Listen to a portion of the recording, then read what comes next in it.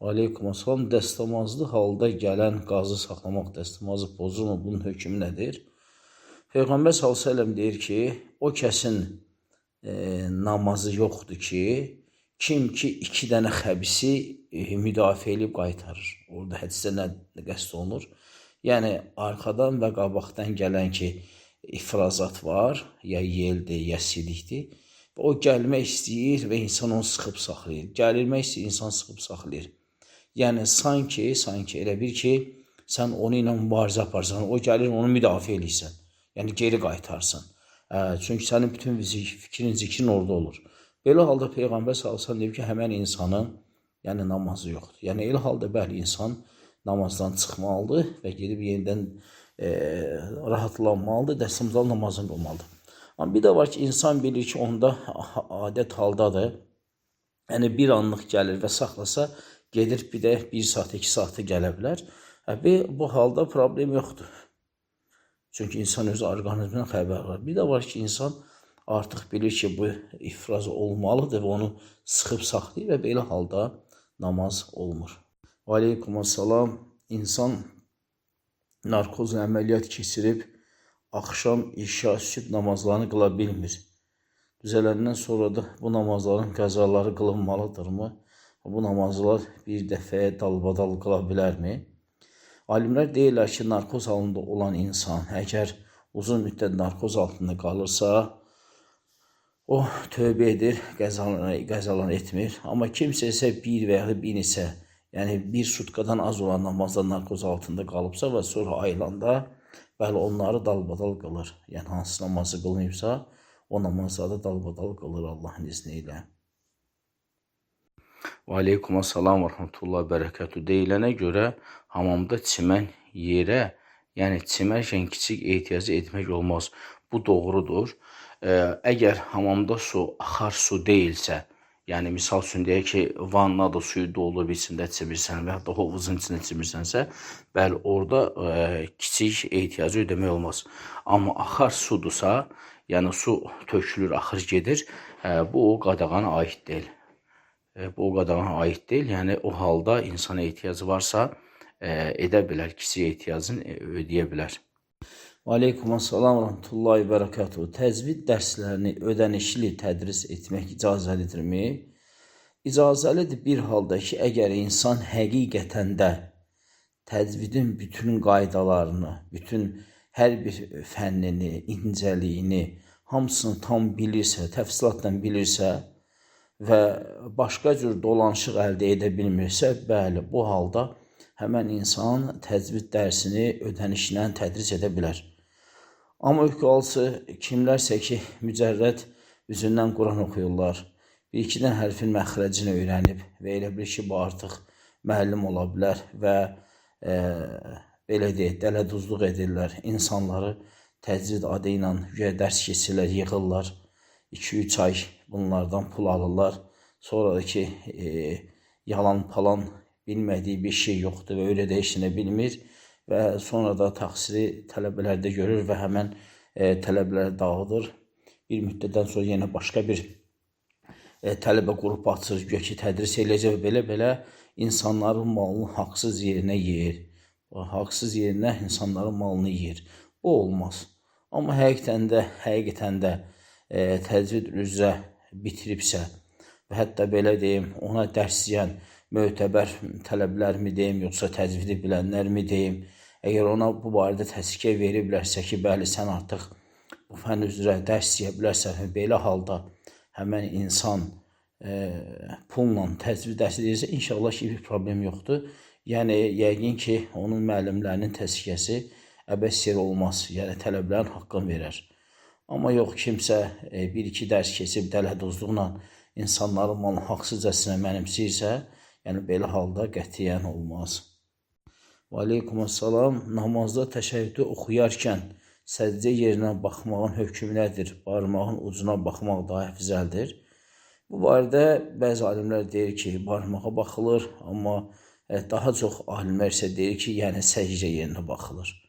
Çünki hədislərdə ümumilikdə insan namaz qılanda səcdə yerinə baxılması, yəni bildirilib. səcdə ilə baxılması bildirilib.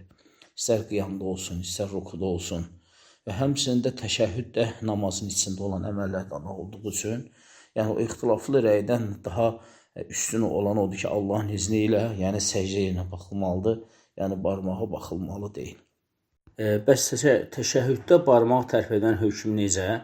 Ümumiyyətlə, təşəhhüddə barmağın hökmünə gəlincə isə, bəzi alimlər tərpətməyi icazəli görüblər və bəzilər isə yalnız bir istiqamətdə, yəni düz saxlamağı görüblər və hər ikisində demək olar ki, dəlillər demək olar ki, eyni dərəcəlidir, amma müasir alimlərdən bəziləri deyirlər ki, yəni tərpətməmək rivayətlər biraz isnad etibarilə və yaxud da dəlil etibarilə, yəni hədisin güclülüyü etibarilə tərpətməkdən azca daha üstündür. Ona görə inşallah yəni tərpətməmək daha yaxşı, amma kimsə həmən alimlərin rəyinə əsasən tərpədirsə, inşallah ki, burada bir sıxıntı, bir problem yoxdur.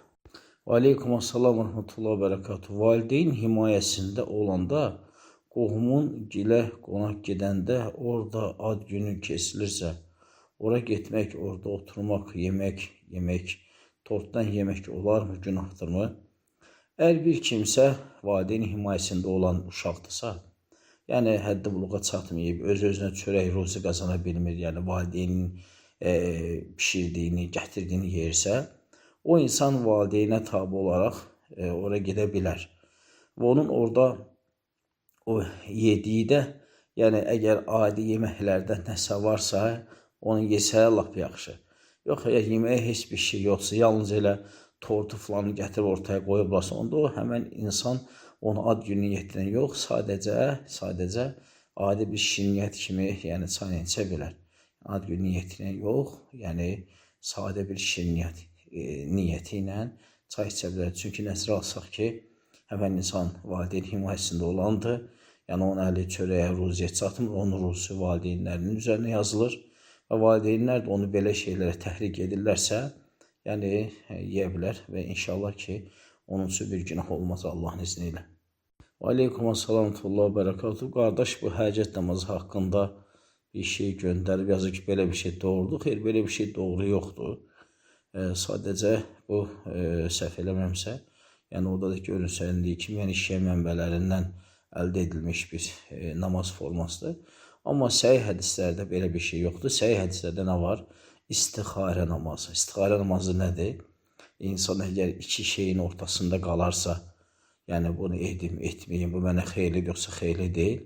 Onun xeyrini Allahdan istəyir və şərrindən Allahı sıxmaq üçün istixarə namazı deyilən şey var. Bax, o namazı qıla bilər. O da Müsəlman qalası kitabında o var, necə qılınması və hansı dualar oxunur, amma o səhihdir. Bu göndərilir isə səhih deyil. Və aleykümselam və rahmetullah və bərəkatuhu. Peyğəmbərimiz sallallahu aleyhi və səlləm bir hədisində məscidlərin insanlarla dolub daşacağı, amma içərisində müsəlman yaxud iman etməyən olmayacaq kimi buyurub. Bu, onların iman etmələri ilə bağlıdır.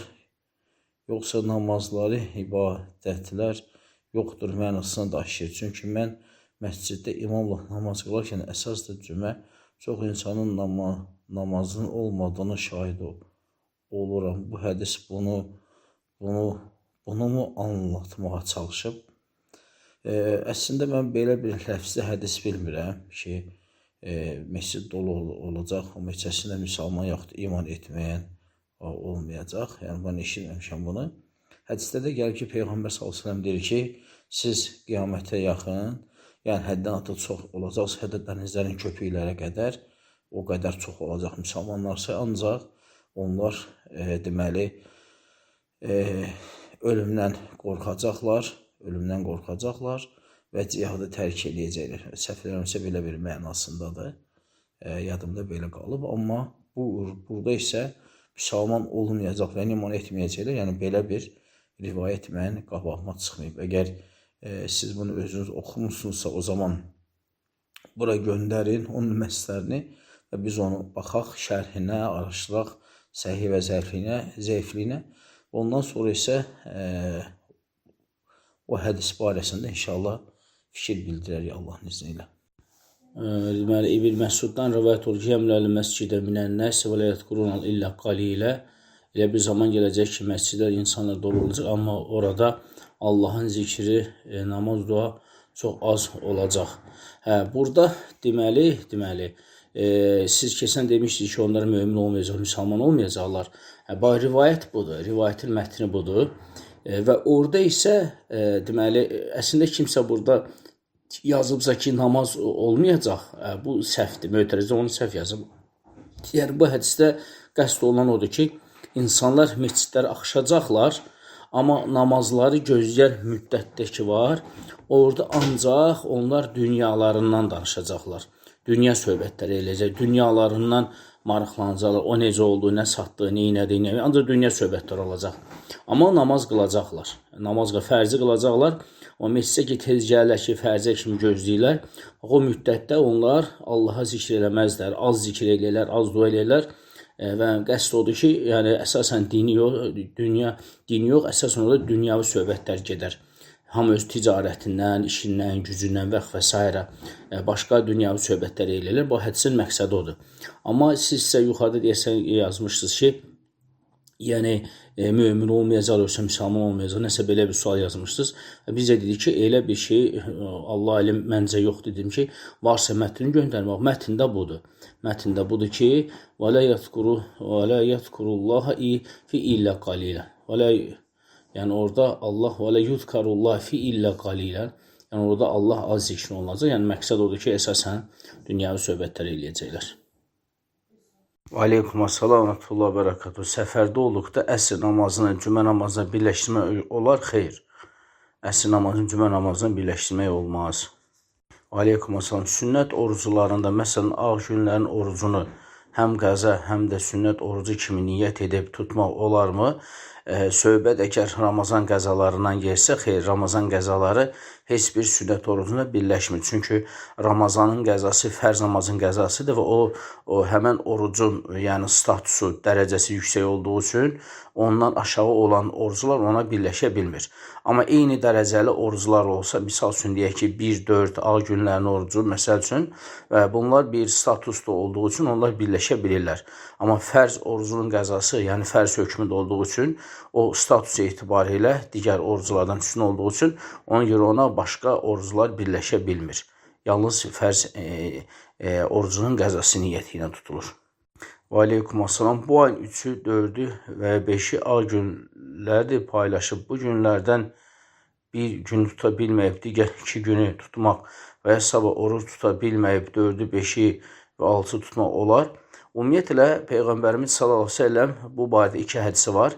Bir hədisdə gəlib ki, əyyamul bid, yəni ağ günlər, yəni 13, 14, 15, yəni Hicri ayın 13, 14, 15. Amma Abu Hüreyra radiyallahu anh'ın, o da Səhih Buxarıda keçən hədisdir. Orada isə zikr olunur ki, yəni ayın 3 günü. Orada ağ günlər yox, ayın 3 günlük orucu qeyd olunur. Yəni bu da o deməkdir ki, əgər kimsə ağ günlərin orucunu tuta bilməyibsə, ayın hansısa 3 günü tuta bilər. Yəni bu o deməkdir ki, əgər kimsə ağ günlərdən birini tuta bilməyibsə, həmən o bir günü, deməli, həftənin başqa günləri ilə və ya ayın başqa hansısa bir gündən əvəz edə bilər Allahın izni ilə. Və aleykum assalam və rahmetullahi bərəkatuhu. Bir vərəqdə Quran hərfləri və ya surə varsa, o istifadə edilməzsə, lazımsız olarsa onu atmaq olarmı? Xeyr, heç bir halda atmaq olmaz. Onu yalnız və yalnız yandırıb tələf etmək lazımdır, yox etmək lazımdır. İkinci sual, bir taksidə və ya başqa maşında musiqi səsi varsa, buna mane olmasa mömin üçün hansı hal daha xeyirlidir?